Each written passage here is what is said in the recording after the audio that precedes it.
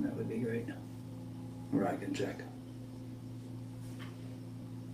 How do I check? There, it should just... Yeah, it's working. Okay, good. There we go. It's working. Okay. So, here we go. Oh, first of all, before I start, so for those on the live stream, if you would like to ask a question during this interview, look in the description field underneath the video, and you will see a link to a page on batgap.com through which you can submit your question. And try to do it, don't do it at the very end of the interview because we might not see it or get to it. Okay, welcome to Buddha at the Gas Pump. My name is, I'm going to start again. No, my name is not, I'm going to start again. That's creative. That would have been quite a handle to have had all my life. Like, how do you live up to that? It's kind of like who's on first. Okay, welcome to Buddha at the Gas Pump. My name is Rick Archer. Buddha at the Gas Pump is an ongoing series of conversations with spiritually awakening people. We've done about 750 of them now, and if this is new to you, and you'd like to check out previous ones, you can explore the YouTube channel, but you'll find it easier to go to the website, batgap.com, B-A-T-G-A-P, and look under the interviews menu where you'll see them organized in several different ways. This program is made possible through the support of appreciative listeners and viewers. So if you would like to help support it, go to the website. You'll see PayPal buttons and so on. My guest today is Kerri Lake. And what I'm going to do is I'm going to read Kerri's bio, but I'm going to stop every sentence or two and ask her about what I just read. So it might take us half an hour to get through the bio. But I want to, each one of these is something that deserves elaboration. I've just listened to 2 of Kerri's books, or maybe you've only written 2, and I listened to them as audible books. And the first was it was called Listen Like a Horse, which is very interesting. So we're going to be talking a little bit about animal communications. And the second, what was the title of the second one? Spiritually Gifted. Spiritually Gifted, which is more biographical and about all the stages that she's gone through in her life, which we'll be talking about today. So here you go with the bio. Kerri Lake is the founder of Generation of Harmony LLC. What's that? That's a great start. That's actually the name of my business where I do facilitation work and one-on-one work with people. For the LLC's existed for just about 3 years, but for 15 years I've been traveling around the world, facilitating groups, meeting with people and their horses, and Generation of Harmony was the little group of words that I felt would best describe what I'm doing, generating harmony, so that became the business name. Good. Is it just for people with horses or also people without horses? It's for anybody who would like to have a nicer friendship between the mind and the heart. Horses are the ones that guided me my whole life simply by being who they are, by always showing up and not needing me to be different than I am. Mm-hmm. And so when I was a kid, like 11 or 12, and really kind of going through it, trying to figure out how to do this human thing in a family that had no space for sensitivity. And I watched people hitting horses and being bad to horses, and horses just kept giving to them. I'm like, how do you do this, you guys? How do you do it? And eventually, over time and listening and deep listening in many different ways, the wisdom from the horses distilled as, the response to my question, how do you guys keep giving? It distilled into the absence of judgment. And horses are non-judgmental, you're saying? Yeah, you show up and they're just like, well, that's interesting. What are we doing? Even if they're being hurt or something. Well, of course, there's variations, when they are under stress or being treated in questionable ways, they're going to respond like, wait, why are we doing okay, but you know, and but they're not saying you're such a bad person. How could you do this to me? I see. They don't layer on all kinds of interpretations. Totally. They don't. Right. They don't have that same capacity that we have to tell themselves a story and then believe the story and then have an opinion about the belief that they created about the story that was built from an opinion about a story. You know, we have that ability. Right. Horses are simply honest and genuine. So they function in a simpler way than human beings. Yeah, they don't have the cognitive complexity. They do cognate, right? They do have thinking, but they don't have that capacity to go against their nature as we do.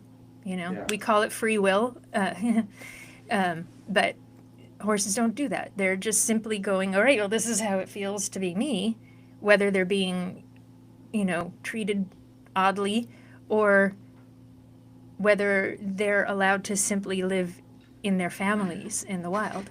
Yeah, and you describe this somewhat authoritatively because, as I understand from having read your books, you have a pretty deep psychic connection with horses. You communicate with them without necessarily any audible signals. Yeah, absolutely. Well, and it's not just horses. It's since infancy, really, and very clearly in toddlerhood.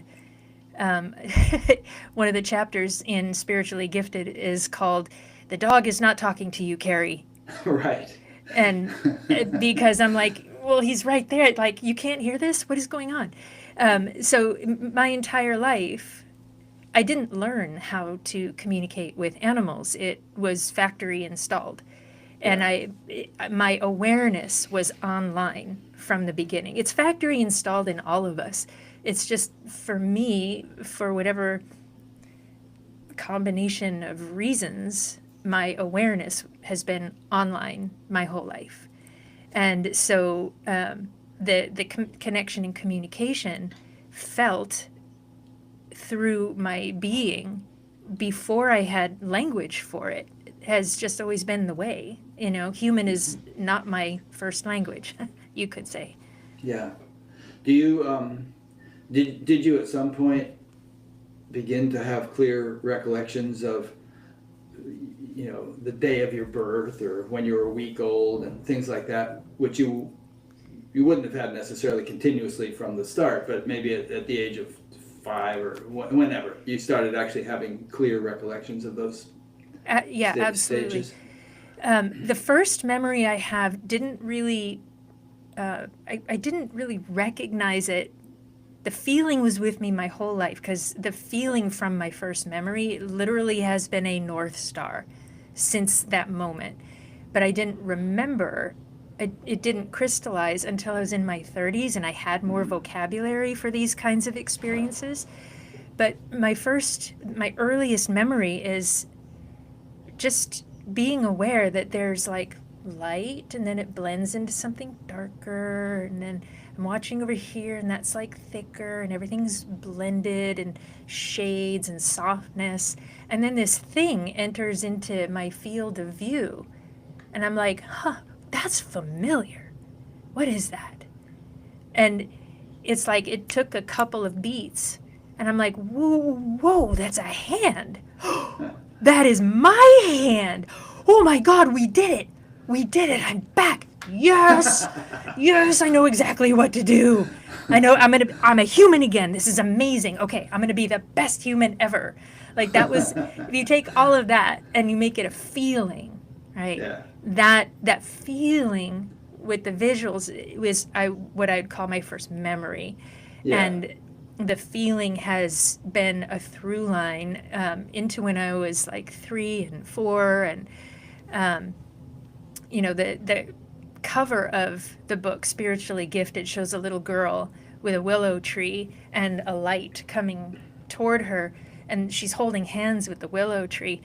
That was an actual moment in my life when the big people, the parents, were arguing, fighting, slamming doors, and I just felt aghast, like why I knew and I could feel the love that each of those beings is, and yet they're grr, grr, grr, but all they want is to be loved. And I'm like, there is a different way. And I'm going to show you, right? Like, it's Yeah. okay to be nice to each other. And so that moment on the front of the book is that moment when I was 3. And there's just so many touch points that just crystallized, call it through presence, like big me was all the way happening in my body. And so I was aware of that presence, not as a concept like we talk about it in spirituality, but talking about an integrated presence. I was living that, and the moment was probably emotionally poignant enough that it crystallized as, remember this. This is important information happening as your life right now. But again, not from cognition, because you're 3 and 4 and 6 and 10 years old, and your cognition changes, Yeah. Interesting. Okay. Next sentence of the bio. And co-founder of the Intuitive Learning Foundation, 501c3. What's that? That is a beautiful project that is in its infancy right now. The mission for the Intuitive Learning Foundation is to offer a parallel education to what people are, now doing. Like conventional education teaches the mind how to a way to function. That ILF wants to build just a parallel education that says, I wonder what the world looks like when we actually, value our intuitive nature. When talking about our nonlinear reality, giving each other vocabulary and concepts and opportunities to explore, recognizing the felt experience and letting the felt experience generate language. That's a lot of the work I do, and a lot of the facilitation I do is helping people reorganize themselves to have what we call our intuitive self kind of running the show, and the intellect working in service to the heart. Yeah. Is this mostly with adults, or do you have some kind of program for children in school? Ideally, it's for all ages. And Yeah. like I said, it's in infancy. We're actually going to need a program director, but all of the work that I've been doing my whole life, as well as what I've learned working in, like volunteering with service space. I've learned so much volunteering with service space about facilitating groups and inviting many voices. So we really want to cultivate programs that are, it doesn't have to be like the ILF program for this age group and that age group. What we would rather do is work with the people who are already working with those age groups and facilitate facilitators to organize, integrate within themselves, and facilitate intuitive awareness regardless of context. I should mention for the audience that Service Space is the organization run by Nipun Mehta, who, and part of the many things it is doing is this AI chatbot called Awaken AI project, of which the Batgap bot is one of the chatbots. And I've been working closely with Nipun for several years on this. Anyway, just mention that. So, next sentence. We're on sentence 2? Yeah. And I'm tempted to mention about the horses, but I imagine we're going to get into a whole thing more about animals, but just to illustrate what you were saying about the intuitive way of functioning with animals and horses, There was one incident in one of your books where there was this horse that had reared up and his hoof had hit somebody accidentally, and so he had this reputation of being a really difficult horse, and everybody was afraid of him.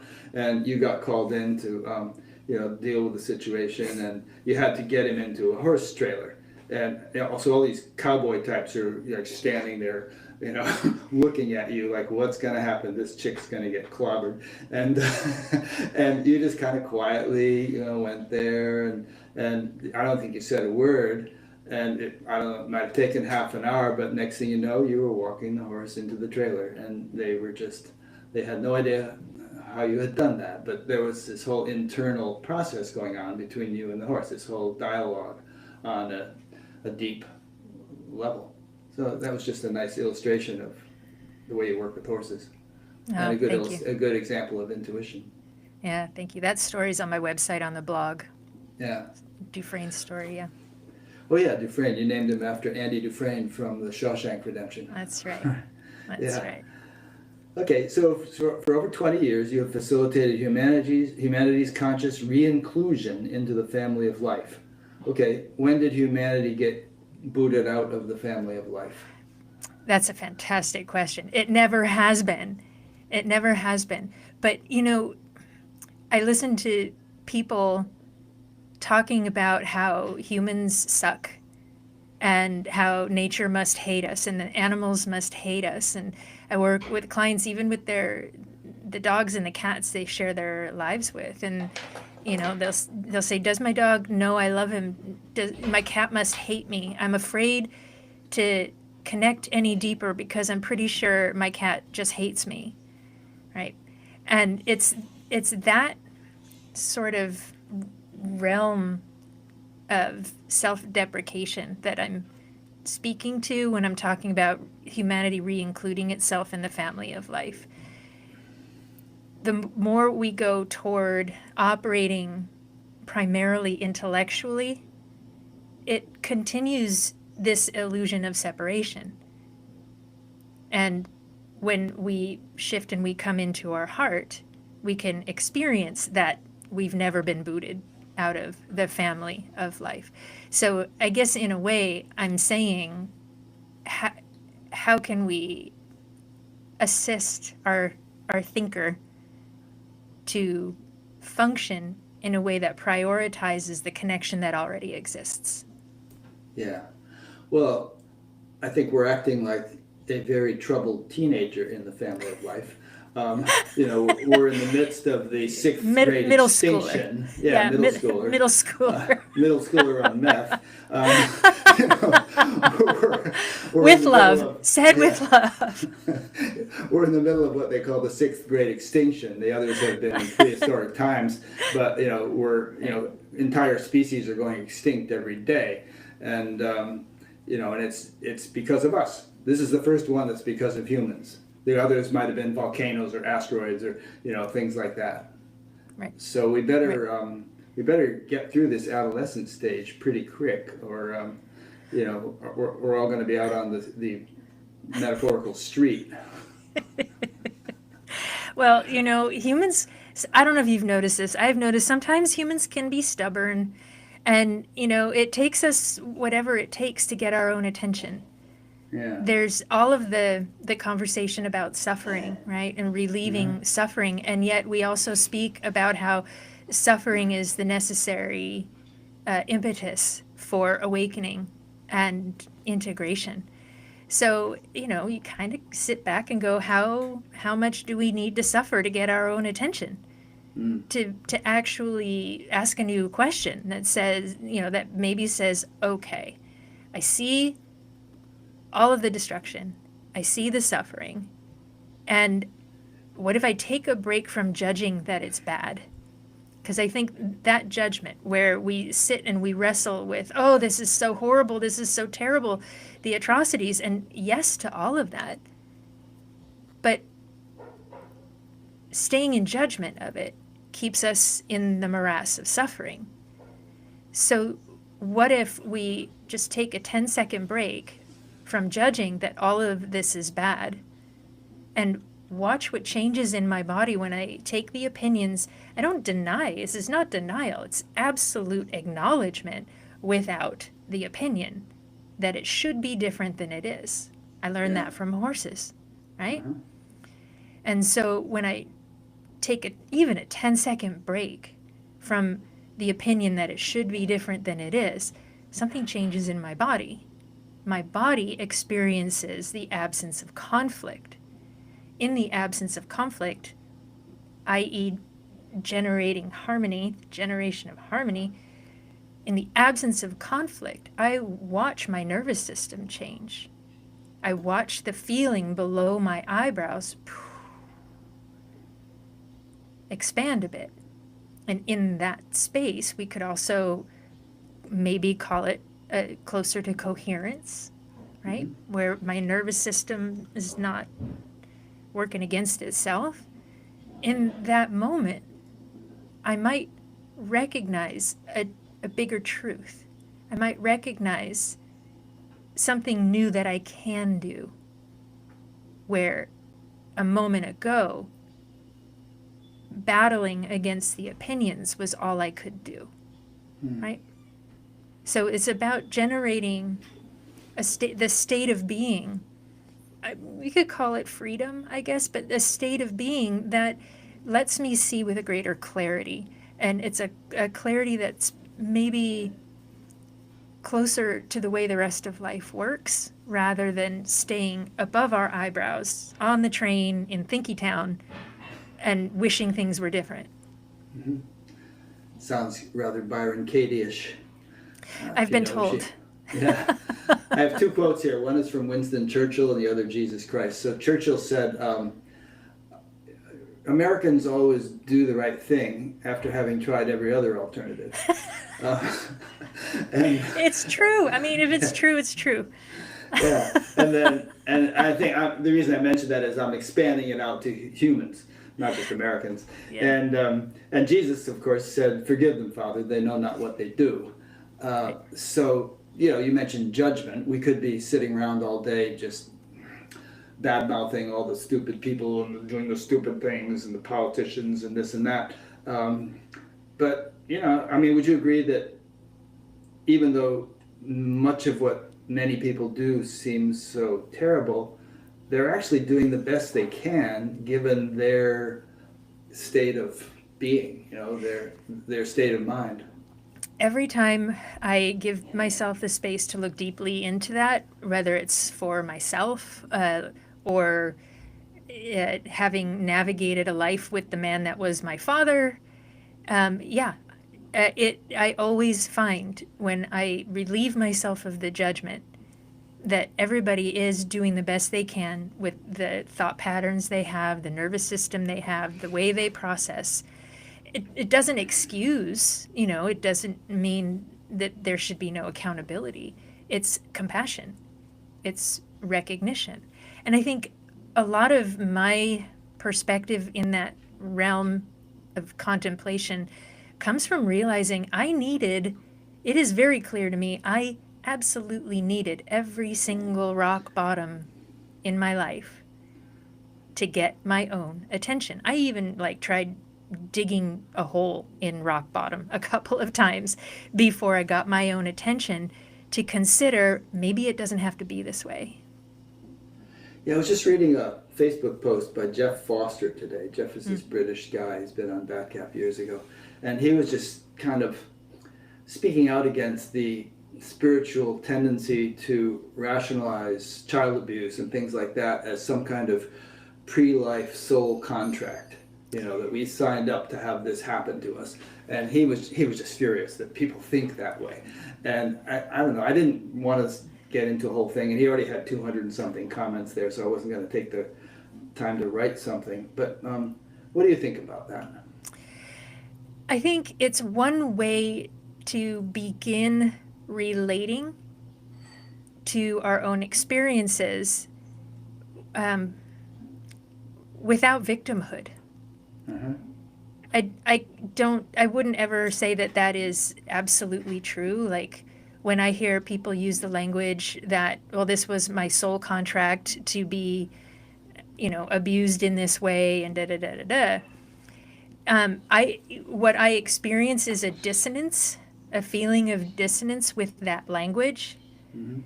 And that, for me, in the system that I know in myself, that dissonance doesn't mean the person's wrong using that language. What it means to me is there's an opportunity for greater clarity. A different language would represent more closely what feels true. So, for example, was it a soul contract that I was born into a family with a sociopathically narcissistic father? No. I would say it was the plan, and I mean, I could probably talk for 8 hours about this.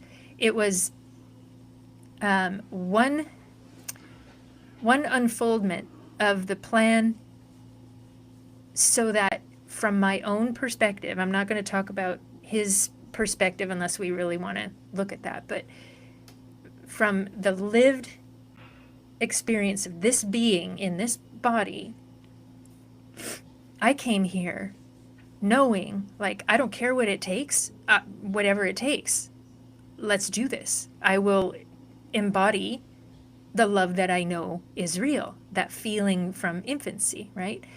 This is something I've known since that point. So in all the examination that I've done of my own journey, being born into that family with that character was like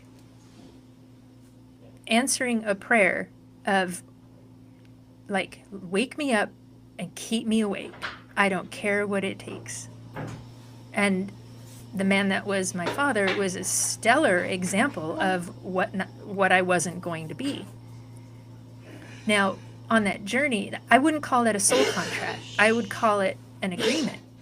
I would call it like, I'll show up and do this, and I'll be like this character, and you be like that character, right?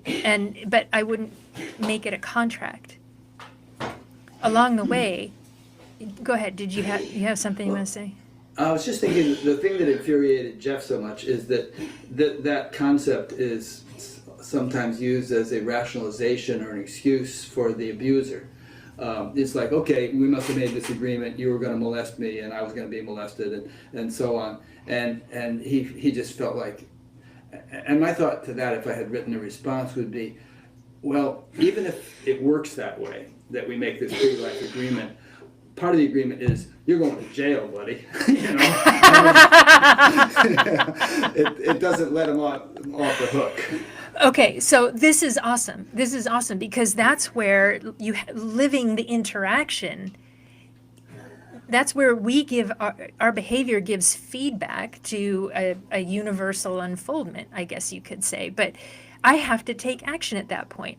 If you molest me and I don't ever tell anybody and nobody ever knows, then it's less likely that somebody's going to go to jail. I don't want to give my power away to the universe to say, okay, well, I'm not going to say anything. It's your job to put him in jail. And it's more likely that he's going to do it again. I have to do my part right, to recognize what's happening and acknowledge that in my world, I see this, it's out of integrity, and it's unacceptable. So what is at hand? What action can I take? Recognizing that none of us, even, spiritual, like people who are completely blind to spirituality and to any sense of a higher self, when you really connect heart to heart, you connect in the place I call the place of no words, right? Or this unspeciated place, and you feel each other's pure essence. Nobody is actually that kind of perpetrator. Like each essence, there's an unfoldment of behaviors. You can call it from the Akashic records, you can call it the soul's journey, that we show up and we live out these different behaviors. In my simplification, I call it to get our own attention. Like we do what we need to do to get our own attention till we finally realize, oh, it doesn't have to be this way, right? Right. So What? Somebody said you're difficult to hear. Someone said I'm difficult to hear. Does it seem difficult to you, Kerri, to hear me? no, I can hear you fine. I'm not sure. Maybe if anybody else is having this problem, please go in the question. Well, let me just stop to say this, and that is that if you tuned in later and you have a question for Kerri during this interview, there is a link underneath the You video. can just email me, Irene at backgap.com. Or you can email Irene at backgap.com. If you're having trouble hearing. If you're having trouble, and tell me if you're having trouble, and we'll try to diagnose it. But and also, if you have a question, there's a form on backgap.com through which you can submit. Excuse me. There's a form right underneath this video, which you can click a link, and you'll go to that form, and you can submit your question. Okay. I'm sorry, Kerri. So pick it up. Okay, so as just to offer a concrete example And I did from send my them own those. life. The whole just where to start the story. I was in a 9-year abusive relationship after I had had a near-death experience and returned to amazing clarity. I after that near-death experience, I went through this 9-year abusive marriage because there were parts that I just I didn't understand yet how to value Kerri's life in a way that would say no, in a way that could even recognize abuse. I couldn't see it yet. And along that 9-year relationship, there were 3 times that I engaged police. And I didn't have to, right? I could, like, if it were just a soul contract and I just had to, Okay, right. let it unfold. Two things came through. People can't hear you. Two They people say it saying- sounds like you're not mic'd up. Hang on, let me check my mic settings. Okay, Yeah, you better. because I can hear you just fine. Yeah. Yeah, mic. In fact, I could go in and listen to mine. And when I do that,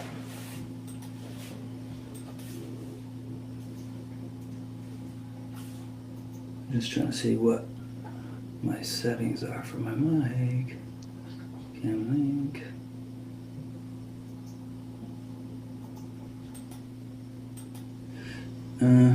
Let me. it says just as loud and clear. I can hear Rick, but he sounds as if he's talking from the back of the room. Yikes. Okay, let me stop this for a second. I'm going to stop and restart.